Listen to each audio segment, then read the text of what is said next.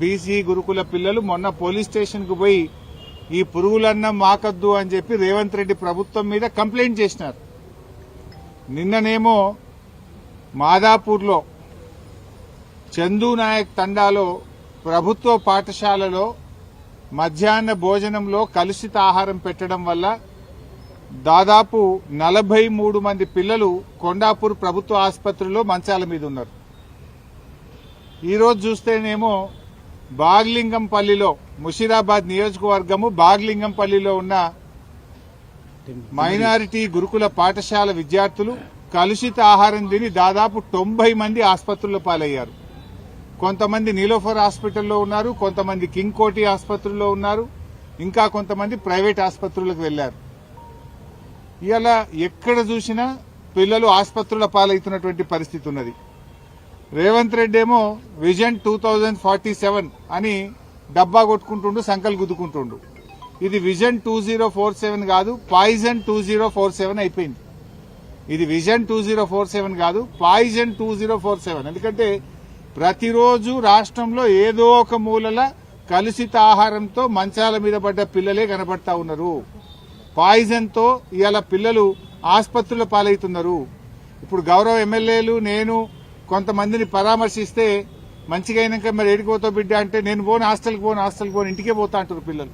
నేను ఇంటికే పోతా, ఇక పోను గవర్నమెంట్ హాస్టల్కు అని పిల్లలు వణుకుతున్నారు, భయపడుతున్నారు. రేవంత్ రెడ్డి గారు నువ్వు తెలంగాణ రైజింగ్ అని డబ్బులు కొడుతున్నావు. ఇవాళ తెలంగాణ రైజింగ్ కేవలం ఆ ఫ్రంట్ పేజ్ యాడ్లు, పేపర్లలో ఫ్రంట్ పేజ్ యాడ్ల మీద, టీవీ అడ్వర్టైజ్మెంటుల్లో, హోర్డింగ్ల మీద మాత్రమే తెలంగాణ రైజింగ్. కానీ ఇక్కడ పిల్లలు మాత్రం ఆసుపత్రుల్లో మంచాల మీద ఫాలింగ్. నీదంతా హోర్డింగ్ల మీద రైజింగు, గురుకుల పాఠశాల ప్రభుత్వ పాఠశాల పిల్లలు ఆసుపత్రులలో బెడ్ల మీద ఫాలింగ్. నీ గవర్నమెంట్ గింతే ఉన్నది. నువ్వు ఎట్లా రేజ్ అవుతున్నావు నాయన? అవినీతిలో రేజ్ అవుతున్నావు, అరాచకంలో రేజ్ అవుతున్నావు, అహంకారంలో రేజ్ అవుతున్నావు, కబ్జాలలో రేజ్ అవుతున్నావు. కానీ ప్రభుత్వ పాఠశాల పిల్లలు మాత్రం ఆసుపత్రుల మీద ఫాల్ అయిపోతున్నారు, మంచాల మీద పడిపోయిన పరిస్థితి వచ్చింది. ఈరోజు కోతలు కోయడం కాదు, రేవంత్ రెడ్డి నోరిప్పితే అబద్దాలే. ఇక మాటలైతే కోటలు దుంకుతాయి. కోతలు కోసుడు కాదు రేవంత్ రెడ్డి. నువ్వు నిజాయితీ ఉంటే గా బడి పిల్లలకు, గా హాస్టళ్లలో ఉండే పిల్లలకు ఇంత కడుపు నిండా అన్నం పెట్టు ఫస్ట్. నువ్వు విజన్ 2047 తొక్కుతా పీకుతా అని పిచ్చకుంట్ల మాటలు మాట్లాడకు. పిల్లలకు ఇంత కడుపు నిండా అన్నం పెట్టే కార్యక్రమం చెయ్యి. మాటలు ఎక్కువ ఉన్నాయి తప్ప అన్నీ ఉత్తముచ్చట్లే. ఏమైనా మాట్లాడితే 20,000 కోట్లతో నేను ఇంటిగ్రేటెడ్ స్కూల్ పెడుతున్నా అంటాడు.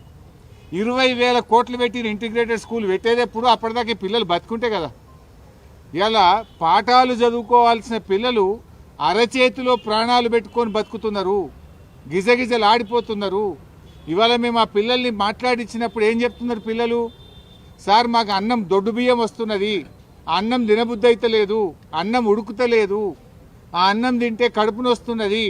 ఇవాళ సన్న బియ్యం ఇచ్చిన కేసీఆర్ గారేమో ఆనాడు గురుకుల పాఠశాలల్లో గవర్నమెంట్ స్కూళ్లకు సన్న బియ్యం ఇచ్చి మంచిగా కడుపు నుండి అన్నం పెట్టిండు. కానీ రేవంత్ రెడ్డి వచ్చినాక బియ్యం చక్కగా ఉంటలేదు అని ఇవాళ స్వయంగా నేను ఒక 40 మంది పిల్లల్ని మాట్లాడిస్తే బారీక్ చావల్ ఆరా సాబ్, ఖానా అచ్చా నయ్యే సాబ్ అని పిల్లలు చెప్తున్నారు. మొన్న రాత్రి కలుషిత ఆహారం తిని బాగ్లింగంపల్లి గురుకుల పాఠశాల పిల్లలు 90 మంది ఇవాళ ఆసుపత్రుల పాలైపోయింది. 90 మంది పిల్లలు ఆసుపత్రుల పాలైతే ఈ రాష్ట్రంలో ఒక్క మంత్రికి కానీ ఈ ముఖ్యమంత్రికి కనీసం చీమ కుట్టినట్లేదు.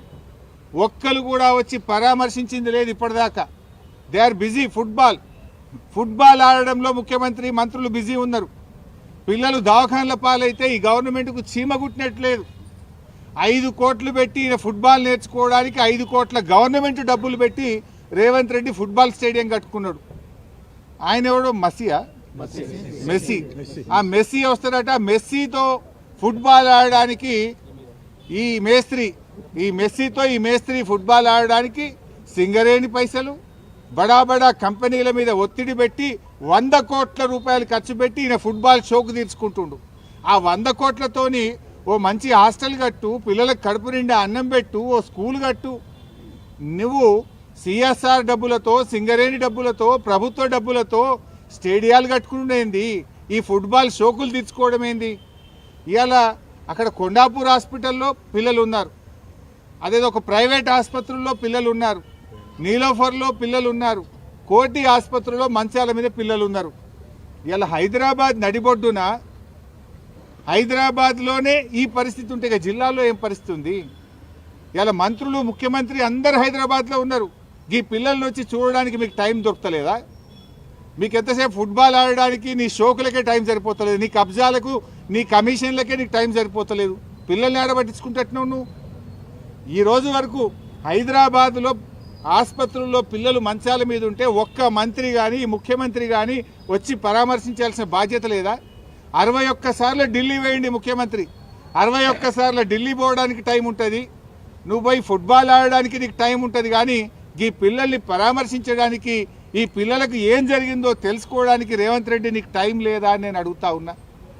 ఇవాళ నువ్వు ఈ పిల్లల పాలిట పాయిజన్ 2047గా మారిపోయినావు, పిల్లల పాలిట పాయిజన్ 2047గా మారిపోయినావు.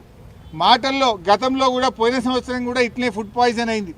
అప్పుడు బీఆర్ఎస్ పార్టీ మేము మా పార్టీ ఆధ్వర్యంలో గురుకులాల బాట పట్టినాం, ముఖ్యమంత్రి మీద ప్రభుత్వం మీద ఒత్తిడి పెంచాం.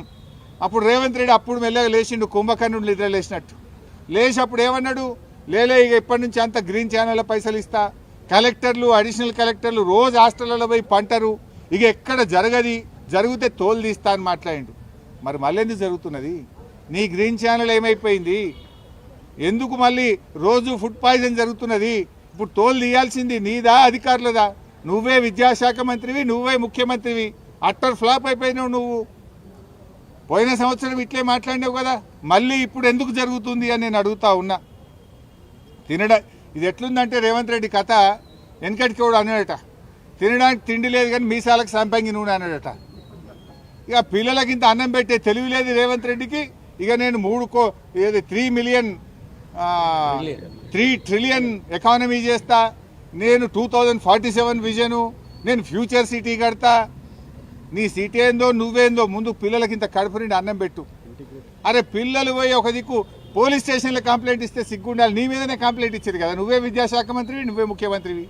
ఈ పురుగులన్నం మాకొద్దని పోలీస్ స్టేషన్లో పిల్లలు పోయి ధర్నా చేస్తూ నువ్వు కేసు పెట్టి మన ముఖ్యమంత్రి మీద. ఆడ పాపం షామీర్పేట గురుకులానికి మా బీఆర్ఎస్వి పిల్లలు పోతే వాళ్ళు ఏం చెప్తున్నారు, బాత్రూములు కడిగేటువంటి బ్రష్లతోని బౌగోన్లు కడుగుతుండట. ఏం కావాలి ఆ పిల్లల పరిస్థితి? ఇంత దారుణంగా ఉంటుందా పిల్లల పరిస్థితి?